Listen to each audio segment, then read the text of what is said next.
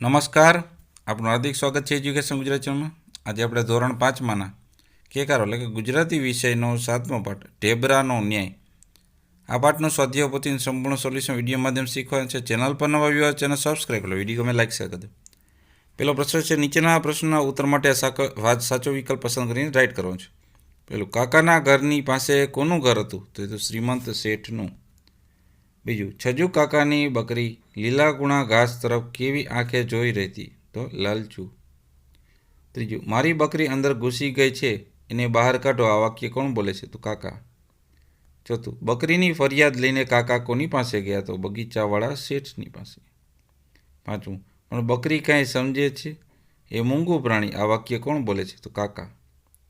છઠ્ઠું, નોકરોએ છજુ કાકાને પકડી ઝાડ હેઠા ઊભા રાખી કેટલાક ચાબકા માર્યા. કેટલા ચાબકા માર્યા? તો કે 4. સાતમું, એ તમે લખો, તમે મારા જેટલું ભણેલા તો છો. આ વાક્ય કોણ બોલે છે? કાકી. બીજો પ્રશ્ન, કૌંસમાંથી યોગ્ય વિકલ્પ પસંદ કરીને ખાલી જગ્યા પૂરો. પેલું, કાકાનું નામ આપણને ખબર ન હોવાથી આપણે તેને છજુ કાકા નામથી બોલાવીશું. બીજું, બગીચામાં સુંદર લીલોતરી હતી. ત્રીજું, કાકા બગીચાના મોટા દરવાજા ભણી ગયા. ચોથું, માળીએ કાકાને અંદર ઘૂસવા દીધા નહીં. પાંચમું, બકરીને મરેલી જોઈ છજુ કાકાની આંખમાં આંસુ આવી ગયા. છઠ્ઠું, અરજી તો ફક્કડ લખાઈ છે. સાતમું, કાકાએ પાટિયું ડોકમાંથી કાઢી પૂજારીને સામે ધર્યું. આઠમું, કાકાએ આગ્રહ કરીને પૂજારીને ઢેબરા ખવડાવ્યા. છઠ્ઠો પ્રશ્ન, વાક્ય ખરા હોય તો ખરાની નિશાની, ખોટાની નિશાની જણાવો છે. પેલું, શેઠનું ઘર મોટું ને ચારે બાજુ બગીચો. તો વિધાન સાચું છે. બીજું, છજુ કાકા બકરીને બરાબરની અંકુશમાં રાખતા નહીં. વિધાન ખોટું છે. ત્રીજું વિધાન, એક દિવસ કાકી બકરીને લઈને ઘરમાંથી નીકળ્યા. વિધાન ખોટું છે. ચોથું, કાકા પણ છીંડામાં થઈને બગીચામાં ગયા. વિધાન ખોટું છે. પાંચમું, બે કરીને ચીસ પાડી તી બકરી ત્યાં જ લાંબી લસ થઈ ગઈ. વિધાન સાચું છે. છઠ્ઠું, ઘરમાં એક લાકડાનું પાટિયું પડ્યું હતું. વિધાન સાચું છે.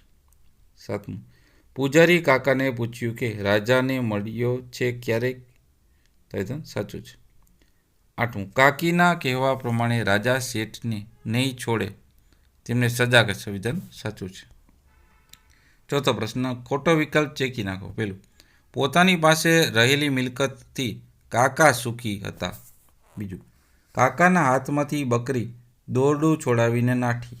ત્રીજું, માળી ડાંગ લઈને બકરીની પાછળ પડ્યો. ચોથું, છજુ કાકાને ચાબકા ફટકાર્યા એ વાત જાણીને કાકીના ગુસ્સાનો પાર ન રહ્યો. પાંચમું, તમે આ અરજી લઈને રાજાના દરબારમાં જાઓ. છઠ્ઠું, છરી વડે પાટિયાના સપાટીને ઘસીને સુવાળી બનાવી. પાંચમો પ્રશ્ન, નીચેના પ્રશ્નના ટૂંકમાં ઉત્તર આપો. પહેલો પ્રશ્ન, છજુ કાકાની પાસે મિલકતમાં શું હતું? તે જવાબ છે, છજુ કાકા પાસે મિલકતમાં એક ઝૂંપડી અને એક બકરી હતી. બીજો પ્રશ્ન, આટલું કેટલાની પાસે છે? આ વાક્ય કોણ બોલે છે? આ વાક્ય કાકા બોલે છે. ત્રીજું, બકરી શેઠના બગીચામાં ક્યાંયથી અંદર ગઈ હતી? ક્યાંથી ગઈ હતી? તો જવાબ છે, બકરી શેઠના બગીચામાં કાટાળી વાડના છીંડામાં થઈને અંદર ગઈ હતી. ચોથો પ્રશ્ન, ઘૂસી ગઈ છે કે ઘૂસાડી છે? આ વાક્ય કોણ બોલે છે અને કોને કહે છે? તો આ વાક્ય માળી બોલે છે અને કાકાને કહે છે. પાંચમું, લઈ જા તારી બકરી. આ વાક્ય કોણ બોલે છે અને કોને કહે છે? તો આ વાક્ય માળી બોલે છે અને છજુ કાકાને કહે છે. છઠ્ઠું, શેઠે ગુસ્સામાં આવીને કાકાને શું કહ્યું? તો જવાબ છે, શેઠે ગુસ્સા કરતાં કહ્યું, એ મૂંગું પ્રાણી, પણ તું તો મૂંગું પ્રાણી ને તે મારા બગીચામાં બકરીને ઘુસાડી જ કેમ?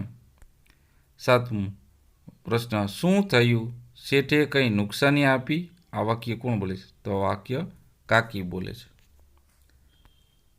આઠમો પ્રશ્ન, શેઠને ત્યાં જઈ આવીને છજુ કાકા કાકીને શું કહે છે? તો જવાબ છે, શેઠને ત્યાં જઈ આવીને છજુ કાકા કાકીને કહે છે કે નુકસાનીમાં મને 4 ચાબકા ફટકાર્યા. જો આ. નવમો પ્રશ્ન, આપણે રાજાને ફરિયાદ કરીશું. આ વાક્ય કોણ બોલે છે અને કોને કહે છે?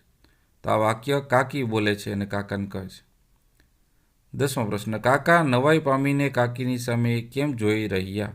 તો જવાબ છે, કાકા કે કાકી બંનેમાંથી કોઈએ પણ અરજી લખતા આવડતું ન હોવા છતાં કાકીએ એવું કહ્યું કે તોય લખીશું. આ વાત સાંભળી કાકા નવાઈ પામીને કાકીની સામે જોઈ રહ્યા. 11 પ્રશ્ન, રૂઢિપ્રયોગનો અર્થ આપો. તો ધાસ્તી જ નહીં એટલે કે બીક જ ન રહેવી. 12મો પ્રશ્ન, છજ્જુ કાકાએ રસ્તામાં કોણ મળે છે તે જવાબ અને તેઓ શું કરે છે? તો જવાબ છે, છજ્જુ કાકાને જંગલમાં જતા રસ્તામાં એક પૂજારી મળે છે અને તેની સાથે વાતચીત દરમિયાન તેમને જણાવે છે કે તે રાજાને અરજી દેવા જાય છે. 13મો પ્રશ્ન, ક્યાં ચાલ્યો દોસ્ત? જંગલમાં ફરવા નીકળ્યો છે કે શું? આ વાક્ય કોણ બોલે છે અને કોને કહે છે? તો આ વાક્ય પૂજારી બોલે છે અને કાકાને કહે છે. 14મો પ્રશ્ન, કાકાની પત્નીએ ઘરેથી નાસ્તામાં શું બાંધી આપ્યું હતું? તો કાકાની પત્નીએ ઘરેથી નાસ્તામાં ઢેબરા બાંધી આપ્યા છે. 15મો પ્રશ્ન, પૂજારીએ ઢેબરાના વખાણ કરતા કાકાને શું કહ્યું? તેનો જવાબ છે કે પૂજારીએ ઢેબરાના વખાણ કરતા કાકાને કહ્યું, તારી પત્ની ઢેબરા બહુ સ્વાદિષ્ટ બનાવે છે હો. 7મો પ્રશ્ન, કૌંસમાં આપેલા શબ્દોમાંથી નજીકના અર્થવાળો શબ્દ શોધી અને તે શબ્દને ખાલી જગ્યામાં પૂરો. તો કે શ્રીમંત, આપણે 200 રૂપિયા ઘડિયાળ પહેરીએ ને શ્રીમંત એટલે પૈસાદાર. લોકો 2000ની ઘડિયાળ પહેરે અને ઘડિયાળ સમય સરખો જ બતાવે છે. બીજું, ઘોડિયામાં મૂકવાનું નાનું ગાદલું એટલે સુવાળું એટલે કે લીસું ને નરમ હતું. ત્રીજી ખાલી જગ્યા, રાજ્યસભામાં સૌથી ઊંચા સ્થાને મૂકેલા સિંહાસન પર રાજા બિરાજેલા. તો બિરાજેલા એટલે કે બેઠેલા હતા. ચોથું, તમે કદી પુસ્તકાલયમાં ચોપડી લઈ છકામકાની વાર્તા વાંચી છે? ન વાંચી હોય તો વાંચજો અને પછી નક્કી કરજો કે તમે બેવકૂફ એટલે કે મૂર્ખ હતા કે શાણા. 5મું, હજુ તો રાજાએ માત્ર ખાંડું જ ખખડાવેલું તલવારથી અવાજ જ કરેલો, ત્યાં તો સૈનિકોએ યુદ્ધ કરવા માટે સજ્જ થઈ ગયા. 6, આ કાજુ કતરી જબરી મીઠાઈ છે, કોઈના પણ ઘરે ખાઈએ સ્વાદિષ્ટ એટલે કે જીભને પસંદ પડે એવી જ લાગે. 8મો પ્રશ્ન, આપેલા વાક્યો વાંચી આપેલ રૂઢિપ્રયોગનો અર્થ નક્કી કરીને લખો. તો અંકુશમાં પેલું છે અંકુશમાં રાખવું એટલે કે કાબૂમાં રાખવું થશે. સફાઈ આપવી એટલે કે ખુલાસો કરવો.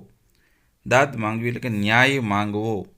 ધડ માથા વગરની વાતો એટલે કે આધાર વિનાની વાતો. પ્રશ્ન 9, નીચે આપેલા વાક્યોની લીટી દોરેલા શબ્દો જેવો જ અર્થ બીજા વાક્યનો શોધો અને શોધેલા અર્થ નીચે લીટી દોરેલો એવું નવું વાક્ય પાછું બનાવવાનું છે. હવે પેલું છે કાકા કહે છે અરજી તો ફકડ લખાય છે, બરાબર. તેના પછી આપણે બીજું વાક્ય એક આપેલું છે ને બીજું નવું વાક્ય થશે, મોહન વક્તૃત્વ સ્પર્ધામાં બોલવા માટે વિષય બરાબર તૈયાર કરીને લાવ્યો હતો. બીજું, એમાં ધાસ્તીનો ઉપયોગ તો ગામની છેવાડે જંગલની પાસે આવેલ ગામોમાં હિંસક પ્રાણીઓનો ડર હોય છે. દબદબામાં એટલે કે કેટલાક ઉદ્યોગપતિઓ રૂઆબ રાજા કરતાં જરા પણ ઓછો નથી હોતો. ચોથું, સાણો એટલે કે મીરા એટલી બુદ્ધિશાળી છે કે એની સામે કોઈ પણ કોયડો કેમ ન હોય તે તરત જ ઉકેલી દે. પ્રશ્ન 10મો, કૌંસમાં આપેલા દરેક શબ્દનો ઉપયોગ કરી વાક્ય લાંબુ કરો. પેલું, ભેંસને વરસાદ ન ગમે, વરસાદથી ઉગેલું ઘાસ તો ગમે. તો આપણે એનો આમાં જો લીલુંછમ કાળીને ખૂબ એમાંથી કાળી ઉપયોગ કરતો. કાળી ભેંસને વરસાદ ન ગમે પણ વરસાદથી ઉગેલું ઘાસ તો ગમે. એ જ રીતના બીજું વાક્ય છે તો બીજા વાક્યમાં કાળીનો ઉપયોગ કરશો. પીલુંનું લાલચોળ મોં જોઈને અમે પૂછ્યું ત્યારે ખબર પડી કે કાળીએ વાંદરાએ એને જોરદાર ફટકો માર્યો હતો. ત્રીજું વાક્ય છે, ત્રીજું વાક્યમાં આખો ઉપયોગ કરશું તો કે ચોમાસાની ઋતુ છે તોય આખે આખું આકાશ એકદમ વાદળ વિનાનું ધોળું ધબ દેખાય છે. ચોથામાં ઉપયોગ કરશું કાળું મેષ તો કે ગઈ ધૂળેટી પર તોફાની નટુએ મનુનું મોઢું એવું કાળું મેષ કરી દીધેલું કે મનુની મમ્મી પણ તેને ઓળખી શકી નહીં. 5મું, એમાં આપણે લાંબુ લજ એ ઉપયોગ કરશો. તો વર્ગના બધા વિદ્યાર્થીઓની તોફાની મસ્તી કરતા જોઈ કુંવર ગંભીર સાહેબ આવ્યા ને લાંબુ લજ ભાષણ આપી ગયા. છઠ્ઠામાં ઉપયોગ કરશો આપણે ટૂંકું ટચ. તો ગઈ રાત્રે યોજેલી ગ્રામસભામાં છજ્જુ કાકાએ કરેલું ટૂંકું ટચ ભાષણ સૌ ગામ લોકોને ખૂબ ગમી ગયું. 11 પ્રશ્ન. જે વાક્ય ખરું હોય પાછળ ખરા નિશાની, જે ખોટું હોય ખોટા નિશાની કરો. પેલું, શેઠના બગીચામાં જ્યાંથી બકરી ઘૂસી ત્યાંથી છજ્જુ કાકા પણ ઘૂસ્યા. વિધાન ખોટું છે. બીજું, કાકાએ બગીચામાં જઈને માળીને બકરી બહાર કાઢવા વિનંતી કરી. વિધાન સાચું છે. ત્રીજું, બકરીને જોરથી ડાંગ ફટકારી એમાં છજ્જુ કાકાને કોઈ વાંધો નહોતો. વિધાન ખોટું છે. ચોથું, છજ્જુ કાકા કરતાં કાકી વધુ હોશિયાર હતા. વિધાન સાચું છે. પાંચમું, શેઠે છજ્જુ કાકાને 4 ચાબકા માર્યા. વિધાન ખોટું છે. છઠ્ઠું, કાકાને પોતાની સંપત્તિ પ્રત્યે સંતોષ હતો. વિધાન સાચું છે. આઠમું, કાકા અને કાકી બિલકુલ ભણેલા ન હતા, તેની અરજી નવી રીતે લખી શકે છે. વિધાન સાચું છે. આઠમું વિધાન, છજ્જુ કાકાની ફરિયાદ સાંભળીને શેઠને તેમના પ્રત્યે દયા આવે છે. વિધાન ખોટું છે. નવમું, પૂજારી અરજી અને ઢેબરાના વખાણ કરે. વિધાન સાચું છે. 12મો પ્રશ્ન. કૌંસમાં આપેલા શબ્દનો ઉપયોગ કરી વાક્યમાં કયો ભાવ જણાવ્યો છે તે લખો.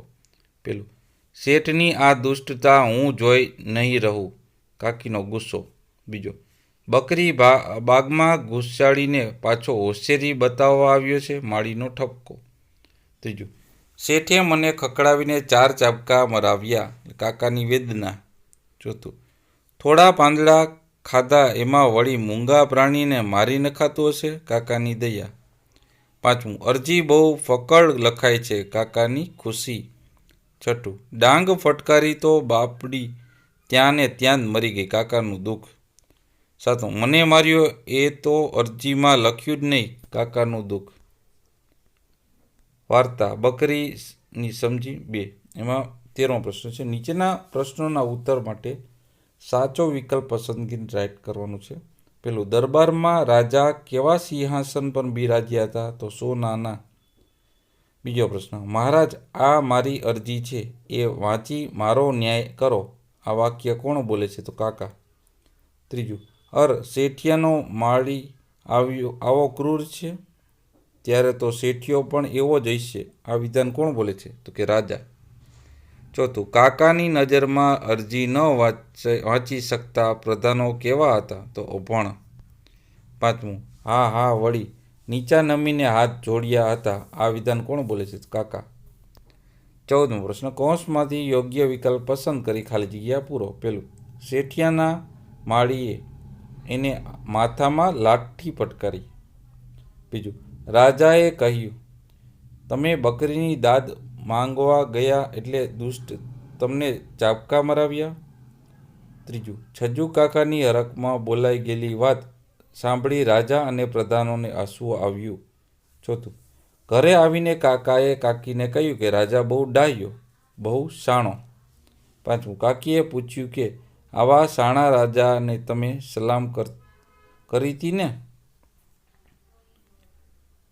15મો પ્રશ્ન. વાક્યો ખરા હોય તો ખરા ને ખોટાની નિશાની કરો. પેલું, કાકાએ અરજી પહેલા પ્રધાનના હાથમાં મૂકી. વિધાન ખોટું છે. બીજું, એક કરતા અરજી 12 પ્રધાનોના હાથમાં પસાર થઈ. વિધાન સાચું છે. ત્રીજું, પ્રધાને અરજી જોઈ કહ્યું આ છીંડું છે એમાં બકરી બગીચામાં બેઠી. આ વિધાન ખોટું છે. ચોથું, તેના માળીની જેમ શેઠિયો પણ ક્રૂર હશે. વિધાન સાચું છે. પાંચમું, આખા દરબારમાં દિમાગવાળો માત્ર એક જ માણસ છે. વિધાન સાચું. 16મો પ્રશ્ન. ખોટો વિકલ્પ ચેકી નાખો. એટલે વાક્ય આ રીતના બનશે. પેલું, અત્યારે એ પૂરા રાજવી પોશાકમાં ને દબદબામાં હતો. બીજું, બકરી બાપડી સીધે રસ્તે ચાલી જાય છે. ત્રીજું, બગીચાવાળા શેઠિયાને પકડીને કોટડીમાં પૂરી દો. ચોથું, કાકાએ આદરપૂર્વક રાજાને હાથ જોડ્યા હતા. 57 પ્રશ્ન. નીચેના પ્રશ્નોના ટૂંકમાં ઉત્તર આપો. પેલું, રાજાની બાજુમાં કેટલા પ્રધાનો બેઠા હતા? તો જવાબ છે રાજાની બાજુમાં એના 12 પ્રધાનો બેઠા હતા. બીજો પ્રશ્ન, કાકાની વાત સાંભળી રાજાએ અરજી કોને વાંચી સંભળાવવા કહ્યું? તો જવાબ છે કાકાની વાત સાંભળીને રાજાએ પ્રધાન તરફ હાથ કરી અરજી પ્રધાનને વાંચવા સંભળાવવાનું કહ્યું. ત્રીજો પ્રશ્ન, આવા બેવકૂફને દરબારમાં કોણે આવવા દીધો? આ વાક્ય કોણ બોલે છે? તો આ વાક્ય રાજા પ્રધાનોને બોલે છે. ચોથું, ખાંડું એટલે કે તલવાર ખખડાવતું કોણ હાજર થયું? તો રાજાનો આદેશ થતાં જ ખાંડું ખખડાવતા કોટવાલ હાજર થયો. પાંચમો પ્રશ્ન, તમને રાજાની વાત ગમી કે કેમ? તો મને રાજાનો ન્યાય કરવાની રીત ગમી, કારણ કે અભણ પ્રજાની વાતને પણ એમણે મહત્ત્વ આપ્યું હતું અને તેમને યોગ્ય ન્યાય આપ્યો હતો. છઠ્ઠો પ્રશ્ન, રાજા તમને શાણો લાગે છે કે કેમ? તો કે હા, રાજા મને શાણો લાગે, કારણ કે તેમણે કાકાની સંકેતોવાળી અરજી સમજીને, કાકાની હાલતને બરાબર સમજીને તેનો યોગ્ય ન્યાય કર્યો હતો. સાતમો પ્રશ્ન, કોના જેવા ઢેબરા રાજમહેલમાં પણ બનતા નથી? તો કાકીએ બનાવેલા ઢેબરા જેવા ઢેબરા રાજમહેલમાં પણ બનતા નથી. આઠમો પ્રશ્ન, વાર્તા પૂરી થઈ ગયા પછી કાકા કાકી કેવી રીતે રહ્યા હશે? તો જવાબ છે વાર્તા પૂરી થઈ ગયા પછી કાકા કાકી સુખ શાંતિથી ખાધે પીધે સુખી અને આરામદાયક જીવન પસાર કરતા હશે.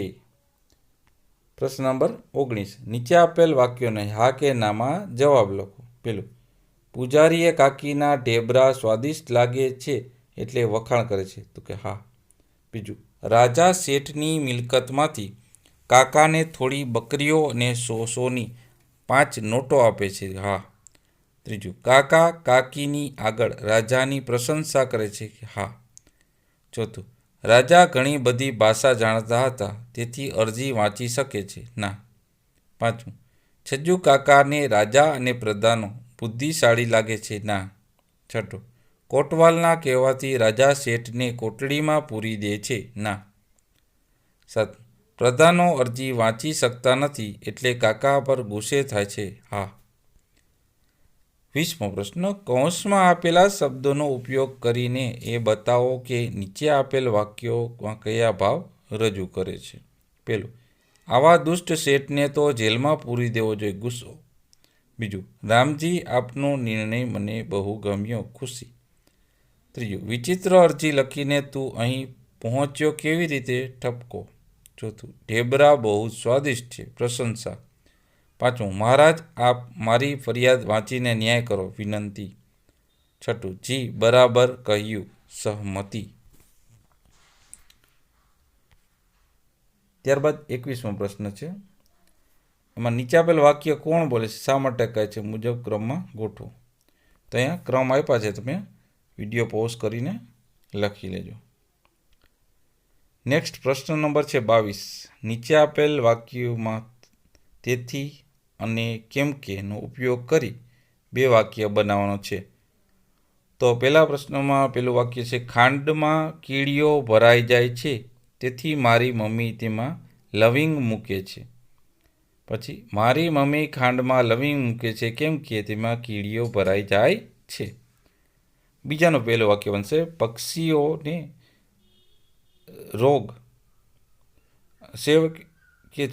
પક્ષીઓને સેવ કે ચવાણું ખવડાવવું જોઈએ નહીં કેમ કે તેનાથી તેને રોગ થાય છે.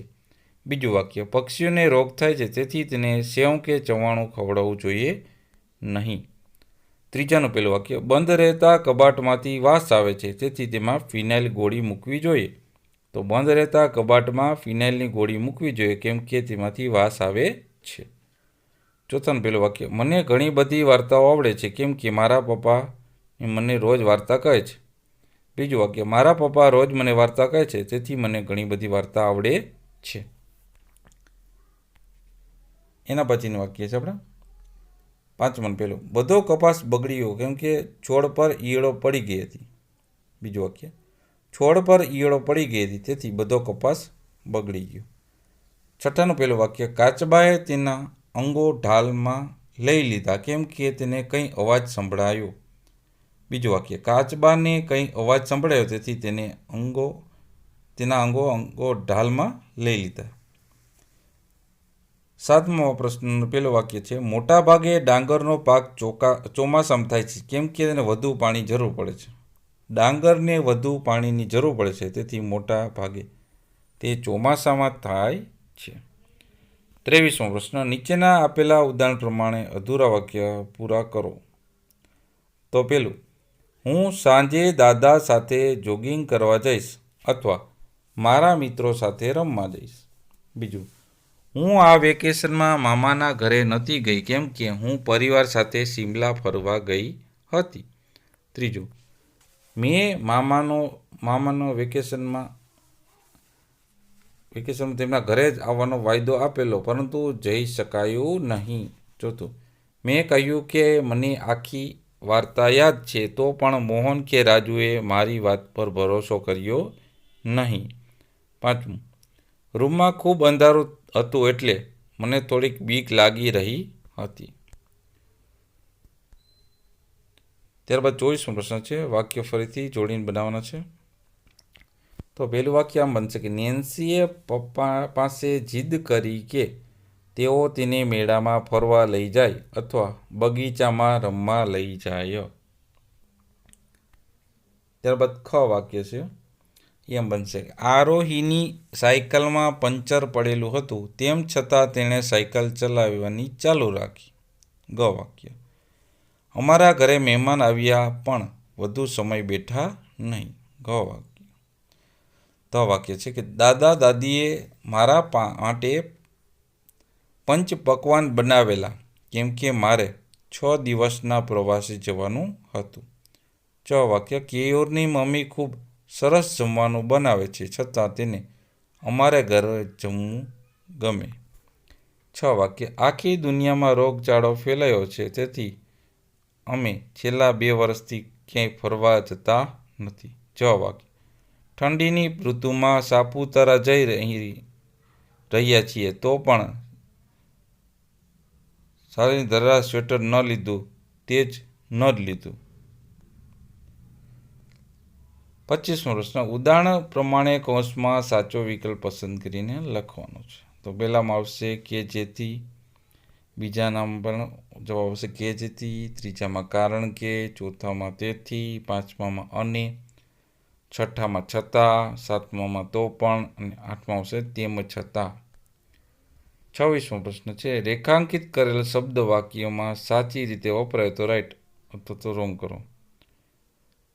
તો પહેલા વાક્યમાં પણ છે તો નીરજ આઈસ્ક્રીમ લેવા બજારમાં ગયો પણ દુકાન બંધ હતી માટે પાછો આવ્યો તો વિધાન સાચું થયું.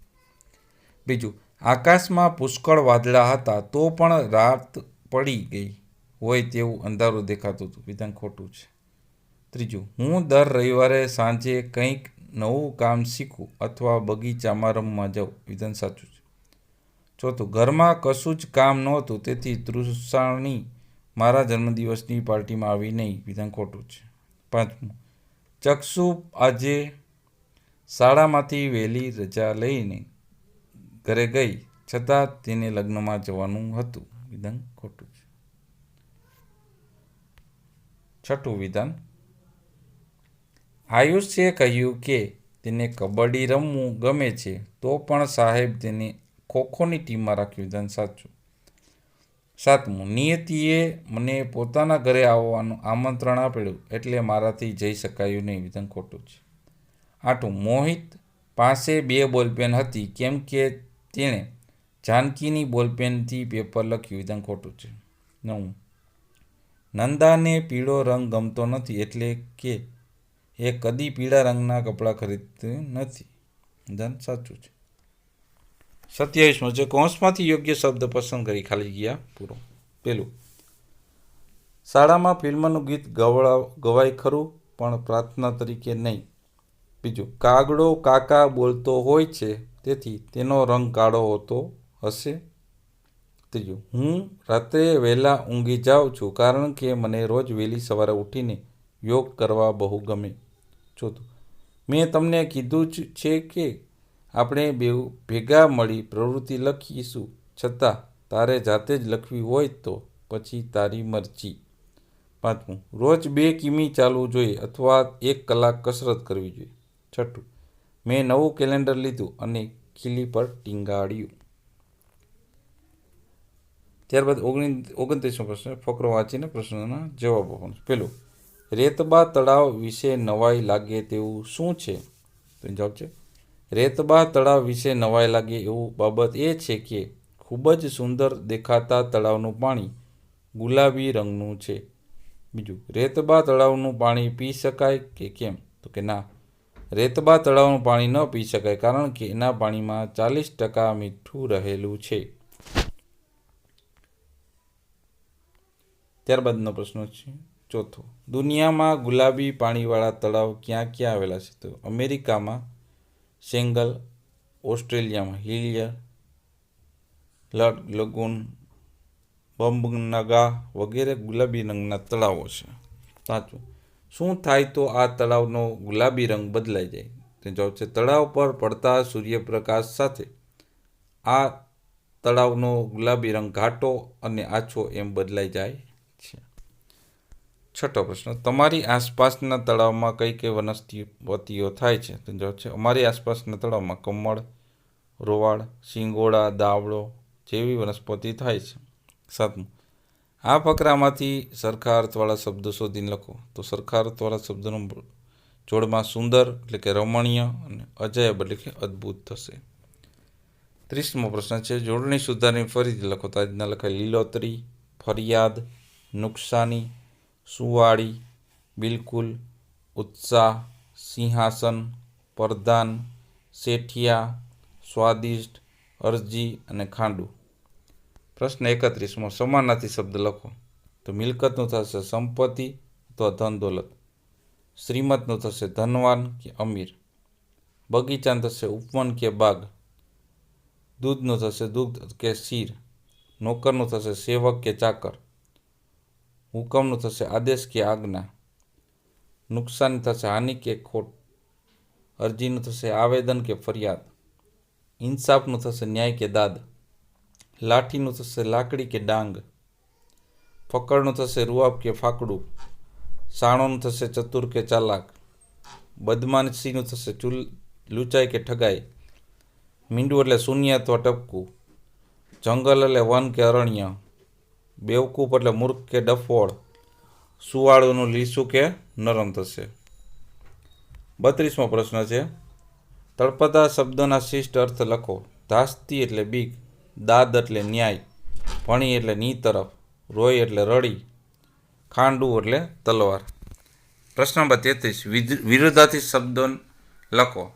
શ્રીમંતનું ગરીબ, મરેલીનું જીવતી, નુકસાનીનો ફાયદો, સુવાળુનું ખરબચડું, શાણાનું મૂર્ખ, ઇન્સાફનું નાઇન્સાફ, ભણેલાનું અભણ, ઉત્સાહનું નિરુત્સાહી, વખાણનું નિંદા, ન્યાયનો અન્યાય, રાજાનું રંગ, અંદરનું બહાર.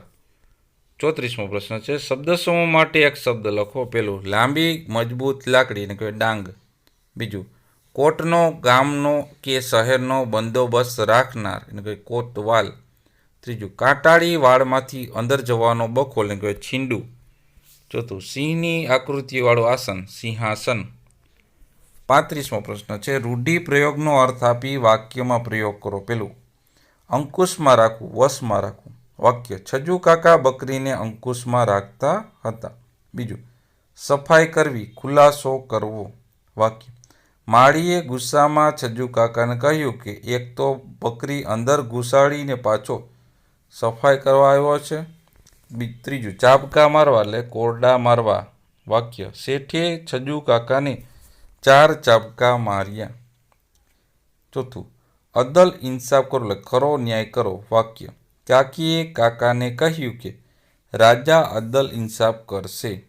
પાંચમું, દબદબામાં હોવું એટલે કે ઠાઠ માઠમાં હોવું કે રોફમાં હોવું. વાક્ય, રાજા બીજા દિવસે દરબારમાં રાજવી પોશાકના દબદબામાં બેઠા હતા. છઠ્ઠું, ધડ કે માથા વિનાનું એટલે કે સમજ કે કંઈ આધાર પાયા વિનાનું. વાક્ય, છજુ કાકાની અરજી ધડ કે માથા વિનાની હોવાથી પ્રધાનો સમજી જ ન શક્યા. સાતમું, કોટડીમાં પૂરવું એટલે કે કેદ કરવું. વાક્ય, રાજાએ શેઠને કોટડીમાં પૂરવાનો આદેશ આપ્યો. 36મો પ્રશ્ન, નીચેલા શબ્દોને શબ્દકોશના ક્રમમાં ગોઠવો. તો સૌથી પહેલાં આવશે આઘી પાછી, પછી બકરી, માળી, મિલકત, લીલુંછમ અને લીલોતરી. તો આ તો આપણે આ પાઠના સ્વાધ્યાય પોથીનું સોલ્યુશન. જોતા રહો એજ્યુકેશન ગુજરાત ચેનલ, શીખતા રહો. થેન્ક યુ, આભાર.